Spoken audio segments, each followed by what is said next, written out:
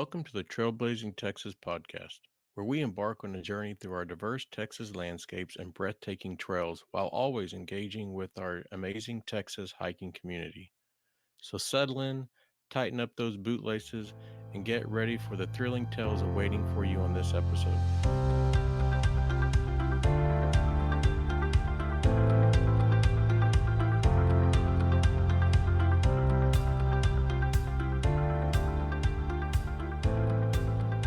Put your phone on airplane mode.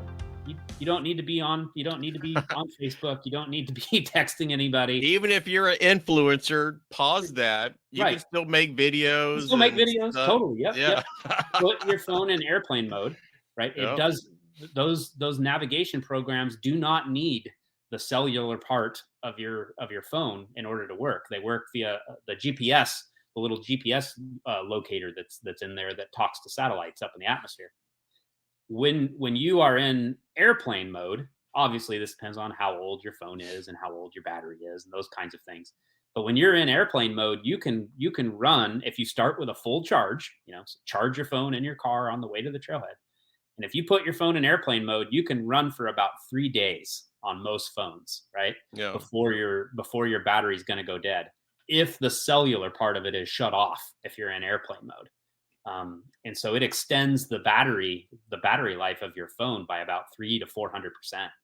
It's significant, right? That's crazy. And then the other thing too is know if you're going to carry a battery brick in your backpack, like you recommend people to do, know how many charges you're going to get out of it. Like, you know what I'm saying? Like you wouldn't dare go on a 3-night trip into the backcountry of Guadalupe without counting out your liters of water. You know what I'm saying? Like Nope. you know how many you need per day because you've done it before. Yep. You know that on a terrible day I need this much water, and sometimes when I don't do much sweating, I maybe only need this much. And you're going to probably be a little bit conservative, right? Because it's not just one day; you're going out for 3 days, and you're going to think through it, right? You're going to do the math in your mind, and you're going to figure out like how much water do I need? Well, goodness gracious, if you're going to be in a situation where navigation, either will be or might be an issue, why wouldn't you treat your phone's battery the same way that you did the amount of ounces and liters and gallons of water? You know what I mean? Yeah. And so like actually, test that out on a day hike. Put your phone in airplane mode. Put it, open up whether it's All Trails or I use Gaia. Yep. Actually track, and time it. Okay, I was out for 6 hours.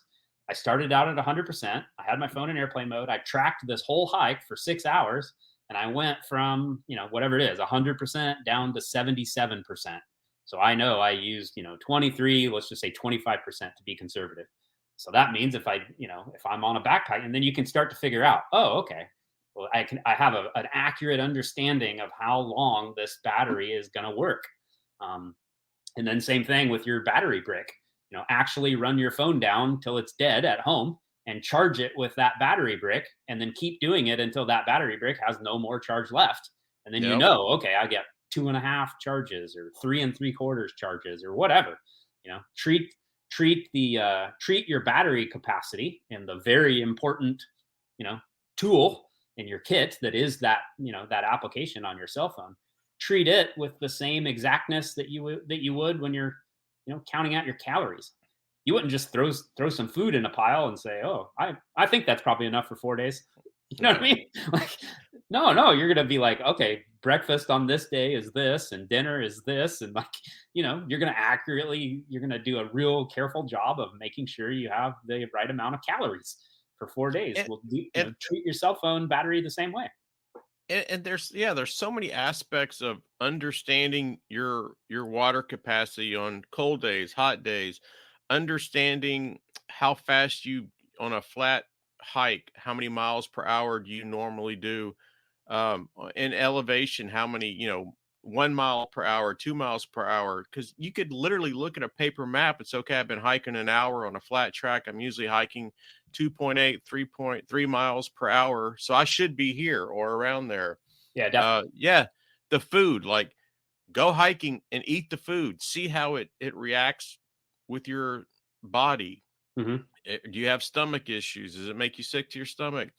Understand like what will give you a quick boost of energy, like hard candy, or these types of things when you need that boost. Yeah, like and on the and what's funny is people do this, but then when they go on the backpacking trip, they have salami, and then they get sick to their stomach, and I'm like, Yeah. well, did you have salami before when we were out chest hiking?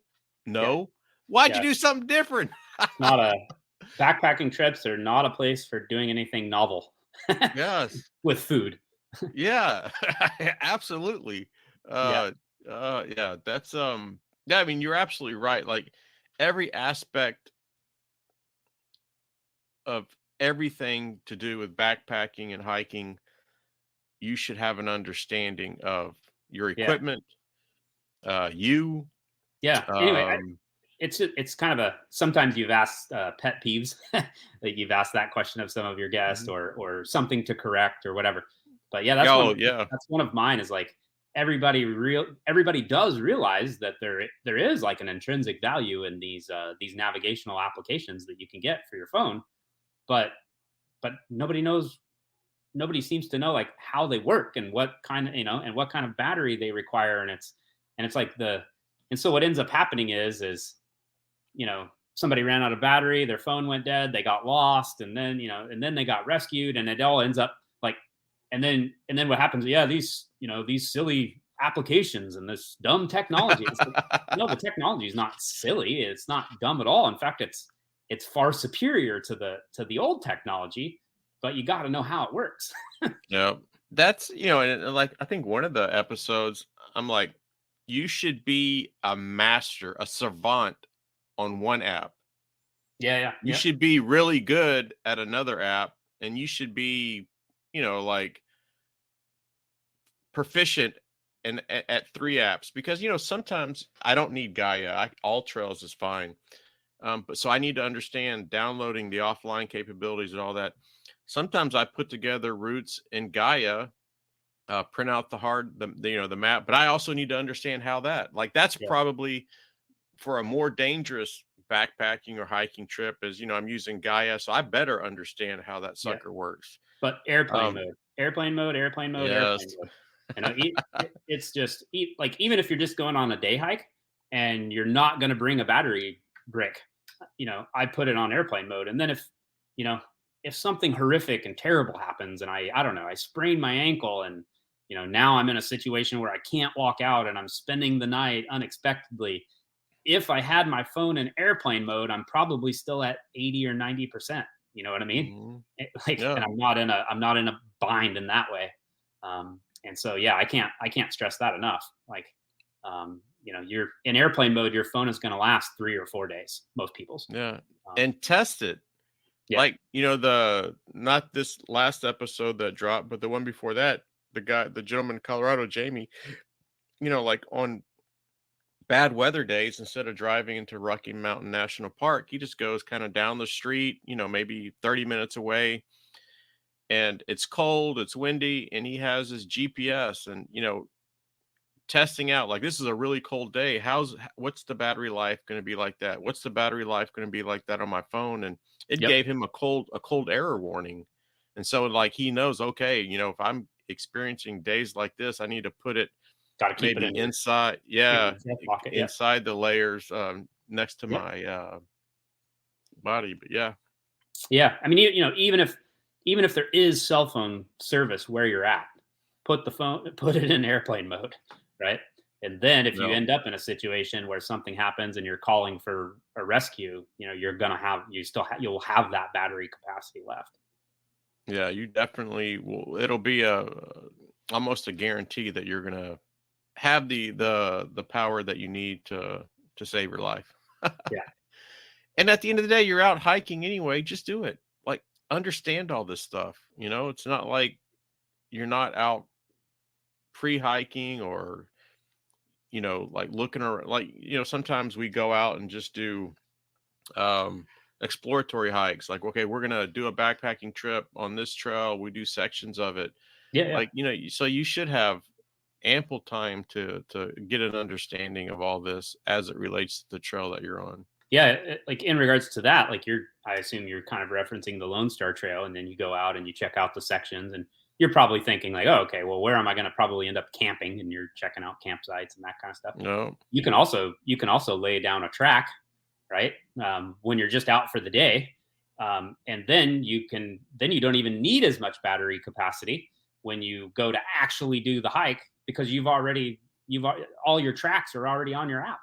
And so yep, at any point in time, you can just hit that button to turn on your GPS unit to find your ping on the map, and you'll know yep, where you are in relationship to the trail because you've already put the track down. yep. I Yeah. was in a sketchy situation. It wasn't a sketchy situation, but it was probably out of all my situations, it really got me for a second until I kind of just calmed down. But I was on Lone Star Hiking Trail on a loop, this one loop, and I've never been on the loop.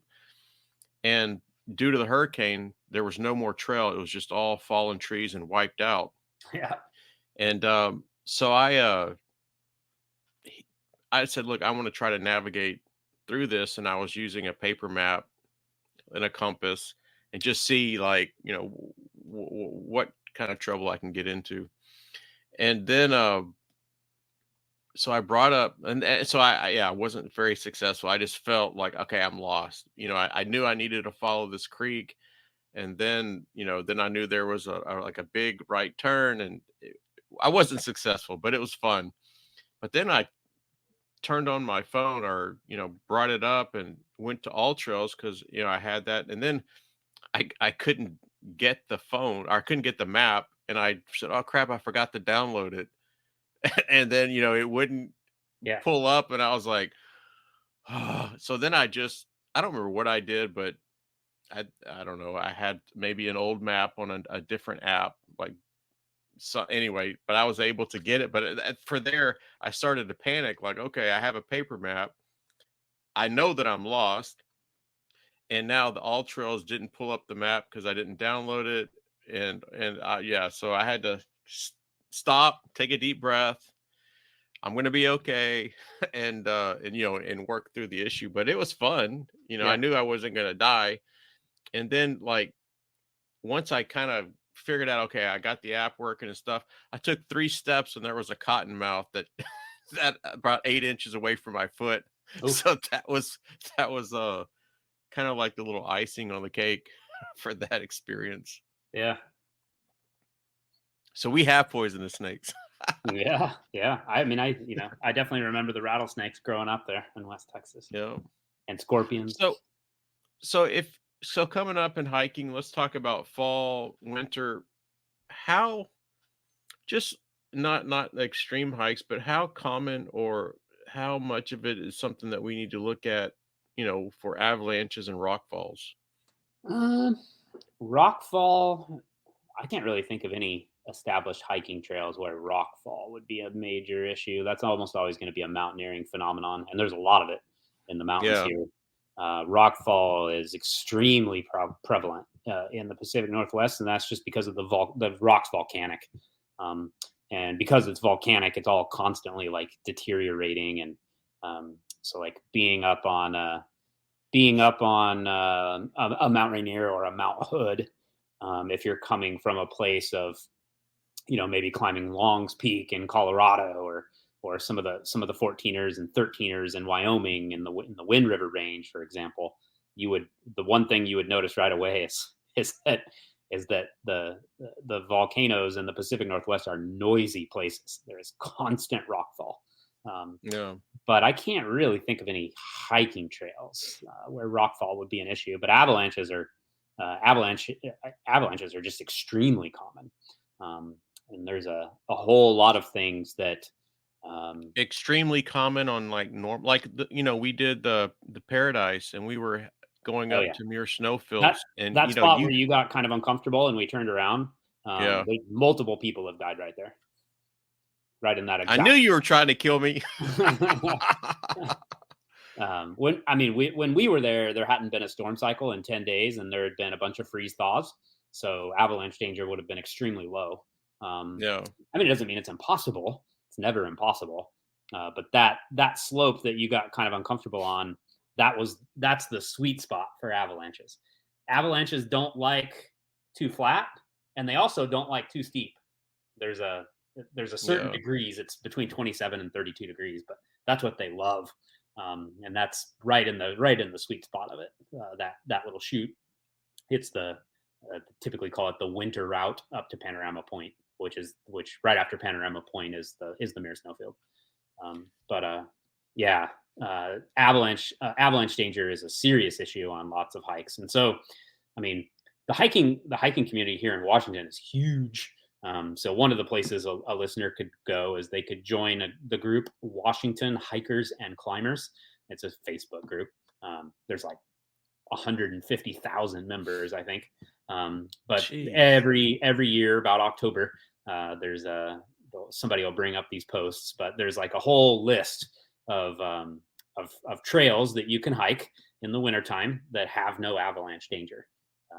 Rattlesnake Ledge that you did with Mia is one of them. Mm-hmm. Mount Si, the one that I did with my mom in that really bad wind that one day, that's another one. But anyway, there's actual whole lists of hikes that people have put together that are deliberately made for hiking in the wintertime when avalanche danger could be an issue. Or if you've taken avalanche courses and you understand that stuff, very often there's ways to navigate around dangerous avalanche slopes. You just have to know how to read it and know what's what and be able to look at a blank canvas, I guess, of snow and be able to point out the places that are likely to be dangerous and the places that are likely to be safe. But yeah, that's kind of hiking in the wintertime. And I mean, there's a slight downtick, I guess, in the number of people that are out hiking in the winter, but not much. Yeah. I think that would be your, like, I love winter. I hate summer. So I think that would culture be in the you, Pacific like, Northwest is, I mean, the outdoor hiking culture is just, it's so prevalent that it's, I forget the name of the comedian, but there's some comedian that, is nationally known and does things or whatever, where he does this joke about the Pacific Northwest. And he says, when you're in Seattle or you're in Portland, everybody's dressed like a hike could break out at any minute. Yeah, I heard that guy. Yep. Yeah. A hike might break out. Yeah. That's true.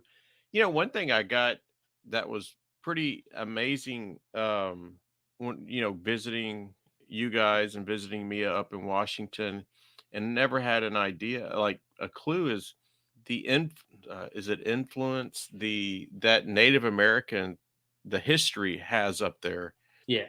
And and so are there any trails in Washington that have any kind of significant historical Oh, sure. aspect or cultural importance? Lots of them. Sometimes it's might be known to the Native American community that that inhabited those places, and other times is known to everyone. Yeah. I mean, part of it right away is just names. I mean, I live in Chehalis, which is the Chehalis Indian tribe. down the road from me is the Skykomish River, which is the name that the natives gave to it. One thing that is very common, and I know this kind of touches on some kind of volatile political stuff, but is the native names of things, and why do we call things what we call them? Yeah. And sometimes people take it a little far up here. This is certainly a very liberal part of the country, but it is very common to say, I'm going to go hiking at Mount Rainier or Tahoma, because Tahoma is what the natives referred to it before European settlers got here. Or it's common to say, we're standing on the land of the such and such. But yeah, there's tons of Native American influence here. The people had been inhabiting it for who even knows how long, and they obviously have legends about. There's a legend about Crater Lake, and the natives can remember when Crater Lake erupted and formed down there in southern Oregon. Wow. That they think that Mount Mazama, which is what they called it, was actually the tallest of all of them. It was actually bigger than Mount Rainier. I mean, you can just look at the mountain and sort of imagine that the top wasn't cut off, and it's probably around 15 to 16,000 feet tall. Mount Mazama was, and they have legends about how, I think it was Mount Shasta was mad at Mount Mazama. I don't know. I don't know. Yeah. I don't know all the various legends and stuff that they have. But we also have some trails. Cascade Pass is a famous one in the North Cascades that you can actually walk from the west side of the state all the way down to the east side of the state. But that was literally a Native American trail.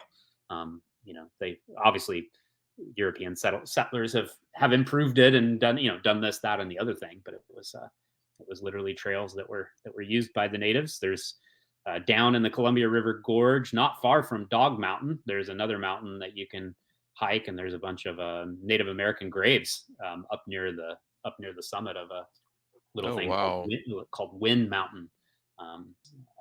Yeah, there's definitely like a heavy Native presence in the way that we name things, and some of the various trails that we now use had been being walked on by human feet hundreds of years before my ancestors got here.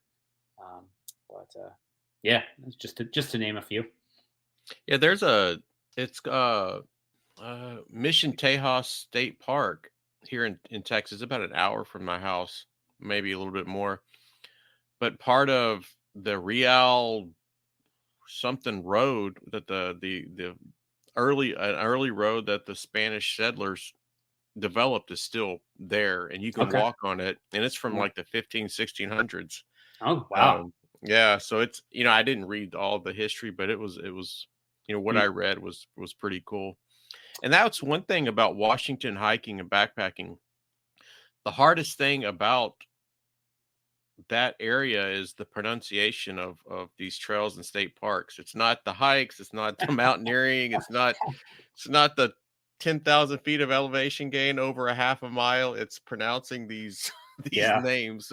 Yeah, I mean, I've lived here so long, I guess I'm just used to it now. So, but I always feel that way when I'm looking at maps of Alaska, up where Megan's family lives. It's like, what are all these U's and G's and K's? So, when it starts to approach hiking season, how are you discovering new trails? Like, what's your process of discovering new trails, or kind of planning what your season's going to look like? Yeah, so we have everybody in Washington's going to know this, but there's a website that anybody can go to if you're planning on coming to Washington, and it's WTA. I think it's WTA.org if I'm not mistaken, but it's Washington Trails Association. And on their website, there's a hike finder map, and it shows, you can zoom in and out, but it has the whole entire state of Washington, and then it has every hike in the state of Washington cataloged on there. There's thousands. Oh my God. And so so when you zoom all the way out, it'll just show you where the big clusters are at. Sometimes it's just like one hike by itself. That might be like over in Eastern Washington or whatever. But then the more you zoom in, it'll start to separate, and it'll kind of show you. But I don't know, more and more I like solitude. I don't like crowds. But I still go to the most popular hikes in Washington. I just go early.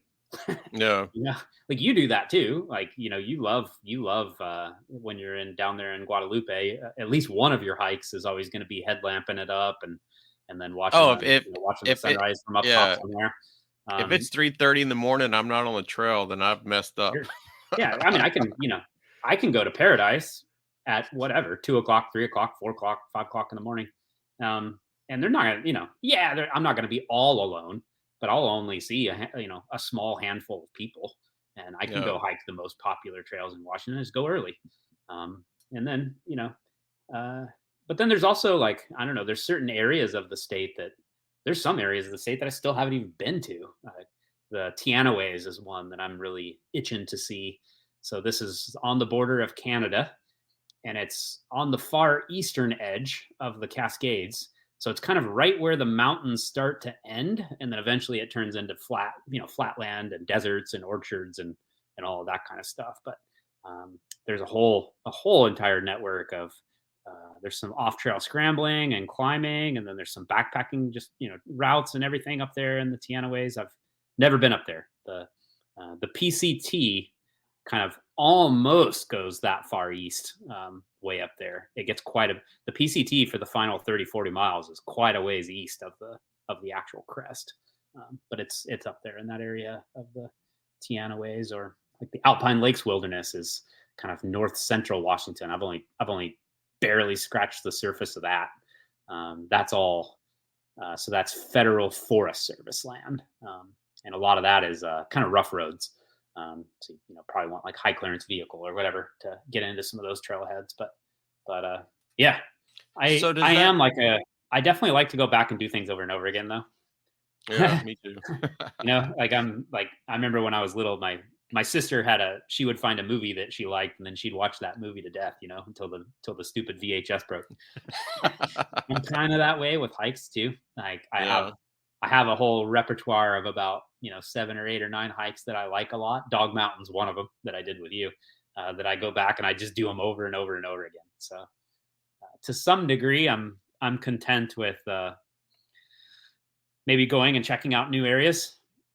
Some, but I'm also quite happy. It's a different experience every time. And that there's quite a Yeah. few things in the Guadalupes you've done 4, 5, 6, 7 times, and it's each time's a little different. Yeah, for sure. What about how would a visitor kind of familiarize themselves with any kind of permitting or regulations to kind of Yep. take part? Like I know like for you, the national parks, you pull up, there's usually a kiosk there that you pay, Yep. or tell them what they wanted, they give you a map and stuff. Yep. But like especially the state parks, sometimes the ones that we went to, no one was there. It was just us. Yeah. And you would just grab So a campsite, or as far as first parking come first permits serve. go, we have 2 passes that if you just get those, you have everything you need. One is Hmm. called the Discover Pass, and it's a state pass, and it's good for all state parks. And then the other one is just federal. And goodness, I mean, I don't care whether you live in Texas or Colorado or Arizona or Texas. You should just buy like your mom or grandma, or maybe it's a present your wife gives to you, but like you should have an America the Beautiful pass. Yeah. It's just the America the Beautiful only, I think it's $100. It lasts for a year, and it's good at every single national park and all federal lands. So if a permit is required to park on federal Forest Service land, or you're trying to get into Denali or Glacier National Park or Grand Canyon National Park or Yosemite or Olympic or Rainier, that covers your entrance to any national park, right? And most of those nowadays are, goodness, some of them are 30 or 40 or $50 for Yeah. for the weekend, the 3-day weekend pass. So if you use the thing twice, it paid for itself. Mhm. So yeah, America the Beautiful for federal lands and Discover Pass for state lands. But that website that I mentioned, Has the WTA.org, it also is going to have all the information on parking permits, any kind of other permits that are needed. There's always tons of trip reports, so you can usually find out. Somebody will tell you exactly what the road was like and what the hike was like and what the snow conditions were, just 3 days ago. Mhm. It's by far the most useful thing that you can access on the internet. Yep. And do you find it the questions that are asked on some of these sites, people are pretty nice and respectful? Because you know how people are. Yeah. Yeah, I mean, like Washington hikers and climbers, that's that Facebook group that I told you about. Anytime you Yeah. have 150,000 people involved in anything, you're gonna have some, a-holes. Yeah. But but yeah, they the guy that runs it, I've actually met him once or twice in the mountains. Just ran into him, Yeah. older gentleman. But yeah, he constantly preaches that, be nice. Like, yes, I know when somebody asks, is February a good time to through hike the enchantments? That obviously, like, it's not, and you could probably die doing that, and definitely don't try it. But treat people with respect. They don't know, you know. Yeah. Just be nice. There was once upon a time you didn't know, So Yeah. treat people like you would have wanted to be treated. Yeah.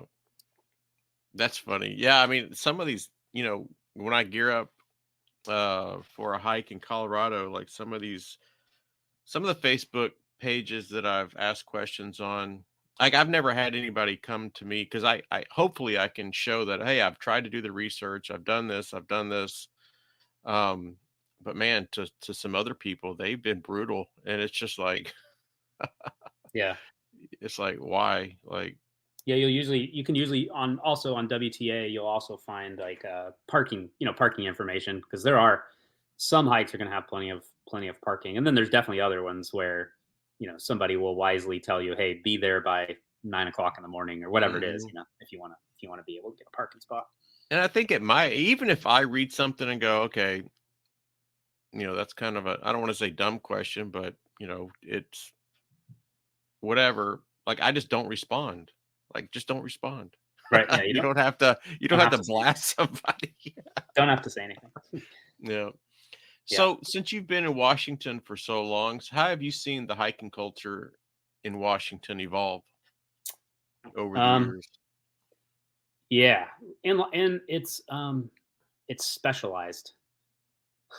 You get it seems like one thing was, I remember the very first time I saw a trail runner. That's wildly popular in Washington Yeah. now, is trail running. You see, like, sometimes I see more trail runners than I see hikers.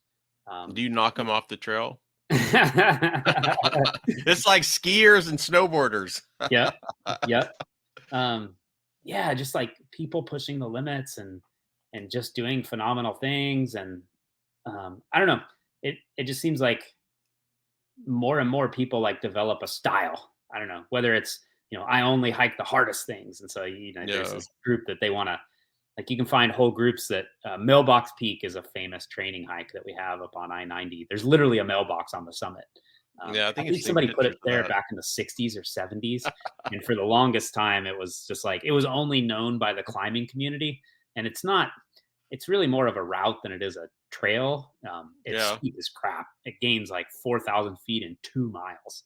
I mean, it's nasty steep. But there's people that'll go and they'll do double mailboxes or triple mailboxes. People go like on the like they'll just go and they'll hike this thing 3 times in a row, just back to back to back, and it's like, like mileage and elevation becomes a thing, or trail runners, and I don't know. It's just yeah, there's been a lot of people kind of become specialists, I guess. And then the other huge thing is like leave no trace. I was about to say, like, Back how when I is first got that? here in the '90s, like there wasn't like, I mean, people would definitely yell at you if you just like threw your empty can on the ground, Yeah. something absurd. Um, Yeah. but it's definitely evolved from at first when leave no trace started to be advocated for, pretty heavily in the community. Like, it was seen as elitist, like, you know you people think you're better than us and you're not going to tell me what to do, and just kind of a whole hierarchy of power and all the rest. But I think now we've all come to realize that, like, yeah, this stuff actually matters. Like, and Yeah. especially in a place like Paradise, where there's, massive numbers of people that are in an area all the time. Like, if every single person just like walked out into that field of flowers to take their picture, well, there wouldn't be a field of flowers anymore. Yeah. They'd all be just trampled until they were gone, and it just wouldn't exist, and it wouldn't be the beautiful thing that is today. So there's definitely been an evolution over the last 3 decades of, people coming around to embracing the concept of leaving no trace, And do you and find that most people are supporting that? oh yeah, big time. Yeah. Yeah, definitely so. That's Definitely so. and Um, what about in the parks? Um, is it like, like Guadalupe, you go in the backcountry, you have to have wag bags for every night that you are in the backcountry. What is the policies that you've seen state parks, national parks with wag bags and backcountry? Is it yeah. are you Um, trialing it or so at hole? it varies from park to park.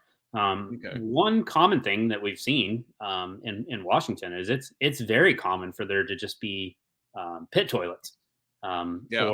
or they're actually like plastic vessels where the park service literally just puts a toilet, right, and then they haul when winter almost starts. They haul it off with a helicopter. Um, a huge composting toilet up at Camp Muir, for example. Yeah. But it just depends, like on which mountain we're talking about and the jurisdiction. But like at Rainier, all the backcountry camps on the Wonderland, they all have pit toilets of some kind. Are they are they shielded, or is it Some are just and some aren't. There's one. there's one on. There's one on El Dorado. yeah, Cascades. This is climbing, not hiking. yeah. But it's literally like up on the top of this ridge, and while you're sitting there on the toilet, you can see, I don't even know, All the hikers that are hundreds of passing you. granitic peaks and Yeah. probably dozens and dozens of glaciers. Oh Got to be the most beautiful view from a toilet in the world. But no, like, I mean, so like off trail in Rainier, yeah, they just tell you to, bury it, whatever the regulations are. I think 9 inches or 12 inches deep, at least 50 yards from a water source. Yeah. Typical stuff. Some places, the climbing, so like Mount Hood, you have to have a wag bag, and that makes sense too. Like on a Mount Hood, because where you're camping up that high, the soil's not organic, so Yeah. it won't decompose. It'll just be there. Like, and nobody wants to. I mean, do you want to, like, look at a field of human excrement like on a climbing trip? You know what I mean? Like Yeah. that's the exact opposite of what you're wanting to see and experience. Yeah. So yeah, I can't think of any other than climbing where you're way above timberline and the excrement wouldn't break down. I can't think of anywhere that requires wag bags here. So No. just burying is pretty typical, or there's an actual backcountry toilet of some kind. Yeah. All right. So how do you navigate the challenges for, and you've done a lot of this, for remote or less maintained trails in Washington? Like, Right. what's your whole game plan for that? Because, like, you've done stuff where, like, literally you could die. Yeah. Yep. So, I mean, all the obvious things of, navigation and making sure that I have the battery that I need, and then, clothing and making sure I have all that, whatever your sun protection plan is, and your water plan, and all the rest. And then, trip reports can be extremely helpful. Yeah. I love I love adventure, but I don't need it to be so adventurous that I'm not willing to read about others' experiences. Yeah. So, like, definitely read some trip reports to kind of try to understand, like, what it is I'm getting into. And I'm big on like I want to understand how hard this is. I don't cope really well when I thought I understood what I was getting into, and then I get there and it's way harder than I thought it was going to be. It's like upsetting, and I don't know. I'd rather over prepare, like, myself mentally and emotionally. So Yeah, that was the only time I've ever been broken on a trail. Is, I thought it was this and it ended up being that. And, like, I said, forget this. I'm going to hike the 10 miles to the highway and hitchhike. I'm yeah, not going back on this thing. But yeah. I just wasn't mentally in that space. That time that I went into the pickets, I experienced that. I was crushed. I mean, I was crushed. There were, I'm not too big to say it, but, like, there were literal tears. It was, and the picket range, encourage your listeners to Google that and take a few gander at some pictures and maybe read some testimonials if you can find some. It's the most remote area in the lower 48. There is no mountain range that's more remote without going to Alaska. It's very hard to get at. You can't even see it from any road that you can drive on. So it usually involves about a 2-day walk, long walk, to even get to, just to get up into where the climbing is going to even take place. I read about it. I mean, I was reading some stories from the 90s, and then, like, there were some famous chat rooms that climbers used in the 2000s, prior to social media kind of rising to popularity. And I was Yeah. like in some old chat rooms from 2004 and 5 and 6, like reading some stories there. But I mean, some of the stuff that you read was just harrowing. Like, people just described it. Even Fred Beckey. I mean, most of your listeners probably recognize that name from the movie. A lot of the first descents in the picket range that took place in the 1950s and 60s were Fred and his brother and that whole gang, that whole group. And they talked about it like, well, there's this famous Fred Beckey quote about the North Cascades. He says, loveliness in the North Cascades is paid for with the currency of suffering. I like that. You want to see North Cascade loveliness? You're free to come, but it's going to cost you a lot of suffering. That's how he described the place. And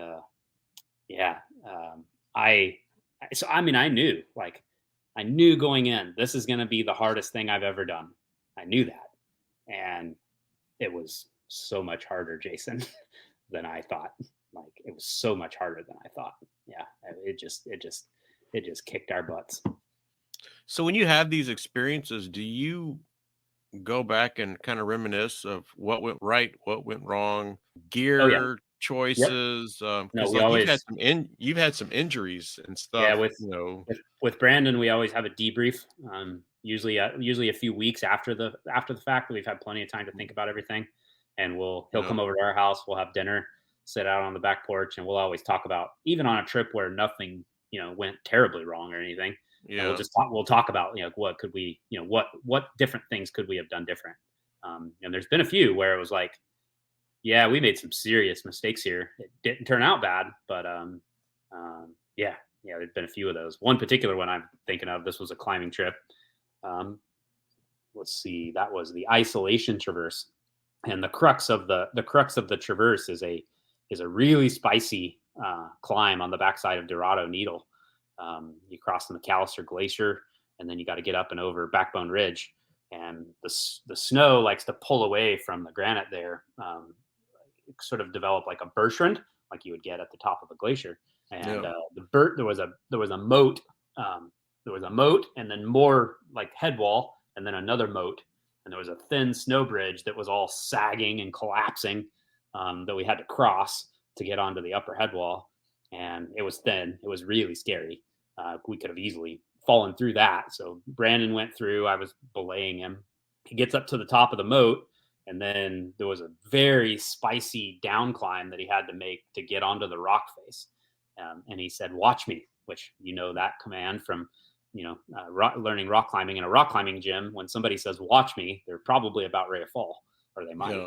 And it was the one and only time I've ever been climbing with Brandon when I ever heard him say those words. And I was just like, holy crap, And we realized, like, had he taken a fall, we had the amount of rope that was run out and everything. If he'd have been hurt or injured or anything, I couldn't, there would be no way for me to get to him. If he was incapacitated and couldn't belay me and he was hurt, I was just effectively separated from him. I was stuck. Essentially, there was no way to self-belay. There's no way I could cross that moat without risking my own life. And then we realized our emergency beacon was in his pack. But if something would have happened, I'd be the one that would have needed it. Oh, man. And so we realized, like, from now on, like, anytime we're in a situation like that, we need to think about, like, which maybe it even means, transferring it back and forth at times.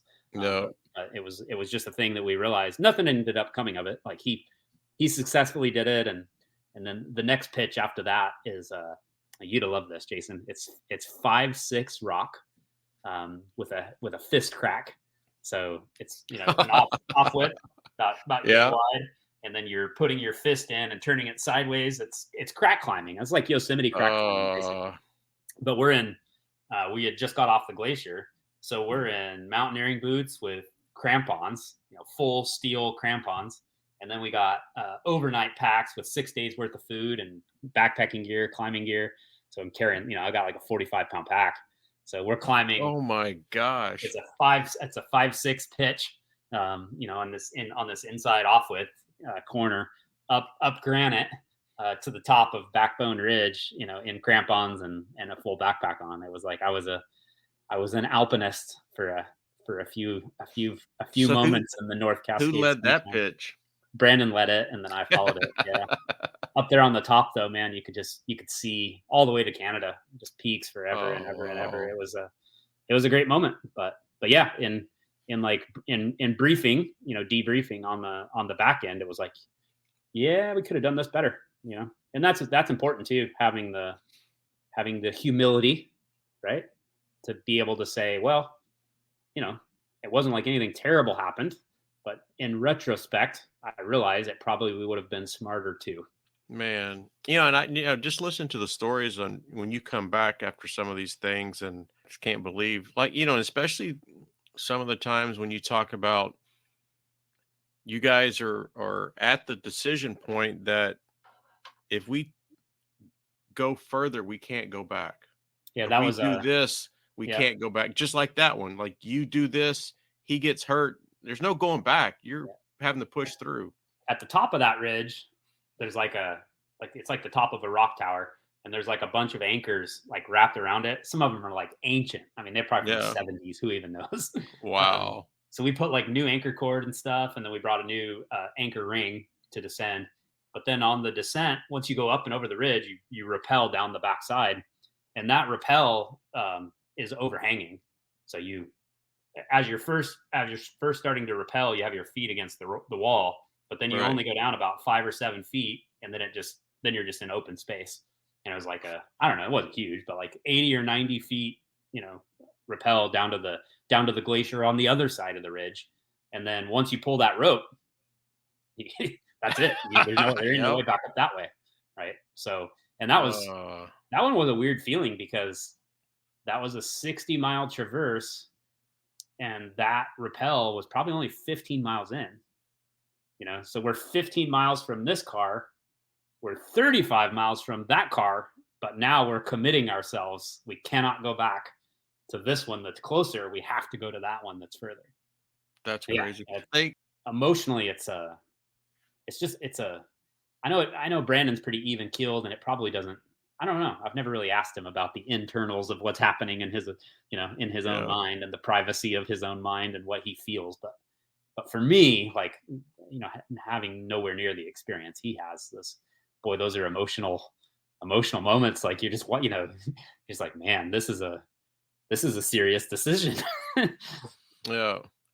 And like I love the story that whenever you guys took Megan, and to the listeners, Megan's John's wife. So she's done some of these crazy things, and she's a very experienced hiker, backpacker, and she's been on the podcast. Great podcast, actually. She's actually leading the downloads, but we won't talk about that, right, John? No, but she's talking to Brandon, and y'all are crossing a glacier, and she says, "Hey, Brandon, Brandon's the guide. How do you know, the crevasses, and how do you know which way to go?" And he's like, "I don't. That's why we're roped in. So if I fall through, you're gonna stop me from." Yeah, And she's like, "What?" yeah, yeah, yeah. That was Uh, one of the funnest things. At times it was fun. At times it was interesting. At times it was scary. Was just getting to see her, because she had no background of mountaineering. mhm. Megan hiked the PCT, so she's probably done more backpacking than I have, actually, like in Yeah. total numbers of hours and nights and stuff. But so, living outside was no thing new to her, but climbing was. She had never done it before, ever. And she did a 50-mile traverse called the Ptarmigan Traverse in North Cascades National Park and Glacier Peak Wilderness. That was her very first climbing trip, um, which is just so funny to me. I mean, it's similar to like never been backpacking, but we're just gonna go hike the whole AT or something. Like, Yeah. just jumping in with both feet. Um, Yeah. but just seeing her experience all those things for the very first time, was, Yeah. was was very neat. So as we kind of start to wrap up, which I really hate to say, but what do you think? What are some of your top recommendations for beginner hikers, just in general? Maybe not so much Texas hikers or Washington hikers, just in general, like what do you think is important to you with, looking back at all your experience and stuff for someone that's new that kind of wants to get into this? Yep. Footwear, like for a novice that's never done this, there's this assumption that, oh, I want to go hiking, so I'm gonna go buy hiking boots. Um, Oh, yes, miss. yeah, No like hiking no, boots. I mean they do have some applications, and I mean you own a pair, and there are very specific things that you do from time to time where you want hiking boots, but Absolutely. that's a complete misnomer. You should have good, comfortable footwear with non-cotton socks, like some merino wool or some kind of synthetic socks, and footwear that is comfortable. And it could be hiking boots. I'm not saying don't use hiking boots, but I'm a big advocate of trail runners. Uh, Yeah. Extremely comfortable. If your feet do get wet, they dry a lot faster. In trail runners, but that's number one. Like, if probably you go hiking for your very first time, you've never been before, you want to try it out. Probably I would say statistically, the thing that's probably going to go wrong is you're going to assume you needed a pair of footwear that you didn't, and you bought them and they weren't broken, and then your feet just end up hamburgered, and it hurts, and it wasn't fun. Yes. And that's not fun. Um, yeah, so I would say number one is footwear. Beyond that, like, just get out and hike. Like, go to a Yeah. go Just to go a do it. state park. Try out Yeah. a 3 mile hike or a 5 mile hike or something, Yeah. and make sure you have some water. That's super important. I would never ever hike without some water, or the ability to get water, Yeah. and the ability to purify it, and then a coat, and maybe some food, and go for a walk. You don't need to look like an REI model, or you know or something. You Not, don't not you that don't there's need anything wrong with that. I mean, I look like that a lot, but you don't need all but this. yeah, don't you don't. I mean, that stuff's nice. I have it as well. But really, the only thing that you actually need, is a solid footwear that's comfortable. Yeah, and that's also one thing, like, in our journey of hiking and backpacking, we're always learning, right? You're learning as long as you've been doing it. I'm learning as long as I've been doing it. And you're going to make mistakes and you're going to learn, but don't let that stop you. You know, my two biggest things is no water bladder, no hiking boots Yeah, until you need hiking boots. a lot can go wrong with water bladders. Yeah, Yeah.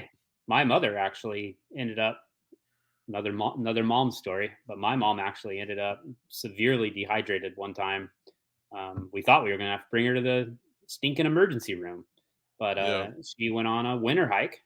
And instead of being cloudy and rainy, it was one of those times where it got clear and cold, and her hose froze freaking solid, and she didn't realize it right away. And then when she did realize it, she didn't want to stop and turn around. So she ended up doing this whole entire hike with no water. And then the whole thing ended up just frozen bad. And it was a mess. But yeah, anything with more components becomes, there's more things that can fail. And that's the Yeah. thing about water bladders, is there's just so many different parts of them where things can go wrong. And it's like, for me, the water bladders, it's not so much the failure. It's, I want to know how much water you have. I That's the want to thing. see it. I used to use them a long, long, long, long time ago, Mhm. and I always hated never knowing how much water I had. That drove me nuts. Yeah, like how much water you have, how much water I have. Like, sometimes I'm the more experienced hiker, so I need to see how much water you have so I know how to regulate my water. Yeah, Or, like, okay, maybe I don't drink as much just in case they run out. Like, so we need to see each other's yeah, water. yeah. So I've started a movement called Stab It. So if you see somebody with a water bladder, just stab it with your knife and I show don't know. them, like, okay, now filter, now do this, now do that, now collect water. How you going to do all that? I don't see them as much as I used to, honestly. Yeah. I'm just thinking about my local REI up in Olympia, about a half hour north of me. There's like loads and loads and loads of Nalgene's and all that stuff you can buy. And they Yeah. do still have water bladders. Like you could go buy one there, but there's definitely far fewer of them in the inventory. So I kind of suspect that we've somewhat turned the corner on those. No. That's funny. So, what is your personal favorite hike in Washington? um, You know, I was going to ask it. yeah, this is not well known. There's two of them, and they're both from the same trailhead. But one is Pinnacle Peak. Yeah. It gets up into the Tattoos Range on the southern end of Mount Rainier National Park. The trailhead for it is Reflection Lake. A fair Reflection Lake is fairly popular with tourists that don't want to hike; they just want to park and walk to the edge of the parking lot and take a picture of the thing. Um, it's where there's a famous reflection of where Mount Rainier gets reflected in the water of the lake, and so it's common there. But Pinnacle Peak, I've probably done that hike more than any other hike in my life. I don't even know how many dozens of times I've done that. Sometimes I'm just hiking. Sometimes I'm doing film photography where I'm like really taking my time with a tripod and all that. Other times I'm going up there to climb Plummer or Pinnacle or Denman or various scrambles that you can do up there in the Tattoos Range. And then from the same trailhead, you can go up the Lakes Trail. It goes up towards Paradise. You can actually walk to Paradise from Reflection Lake, but there's a little rock overlook there on the way there that it's called Faraway Rock. But it's just a place that I've been with. Brought my son. I've been there with my son. I've been there with my daughter. Been there with my mom, and Yeah. it overlooks the Wonderland Trail. Actually, like you're way up high on a cliff. It's about a 400-foot drop off. There's a lake down at the bottom of the drop off, and then I can actually see the Wonderland Trail as it snakes down the canyon, down Stevens Canyon there. So that's probably my favorite. It's not overly spectacular. Just means a lot to me. Yeah, absolutely. All right. So, you just had a pretty massive trip. You got one story that you can share with the listeners on the Wonderland Trail? Yeah, Kind of what the Wonderland Trail is. I know what we kind of talked about it before, and then like a story that like a most memorable story that you have from it. sure. Yeah. So I got a lot of memorable stories of it, but probably going to be the Bears on day two. So the Wonderland Trail, as we already mentioned, it's a 93 miles and it goes all the way around Mount Rainier. So you only need one car and you just walk in a big circle until you come back around to your car. Not much of it's flat. The high point is 7,000 feet. The low point is 3,000 feet. It's a lot of up and down, a lot of river crossings. Obviously, Mount Rainier is a glaciated volcano, so rivers flow out of it from every direction. So you're going down, crossing the river, and then going up and over a pass or a ridge and so forth, and then repeat. We did it early in the season. The reason we did that was it's easier to get a permit. Getting permits to backpack the Wonderland Trail are very difficult to do. I think they say that it's now 10-1. So they have for every one person that gets a permit, 10 people apply. So it's hard to get. Jeez. But if you go early in the year, right when there's still it's some of it is a little bit like mountaineering and some of it is backpacking. But the snow is still in place in some places and not in others. It's pretty easy to get permits then. So we deliberately did that, and we started on the east side, and we made it all the way around to the southwest. So we did a little bit more than half before we had to get off. Megan was having a lot of neck and shoulder pain. Honestly, it was really just like not training. Not being prepared. Not being prepared, like physically prepared. She was certainly prepared, gear wise and a lot of the other things, but she thought she could kind of just show up and do it. I'll mute that part of the episode so she don't hear it. Well, she would admit the same. Yeah, she did. And it was funny. We joked a lot about it, right? Because she did just show up and hike the PCT, but there was this little phrase that we kept saying, you're not 22 anymore, you're 32, and the PCT is not the Wonderland Trail. Yeah. So two different things there. And then me, I carried way too much freaking camera equipment. I love photography and I carried a ton of analog camera equipment. I was carrying nearly 10 pounds of various film tripods and and camera gear. So my feet were having a very hard time.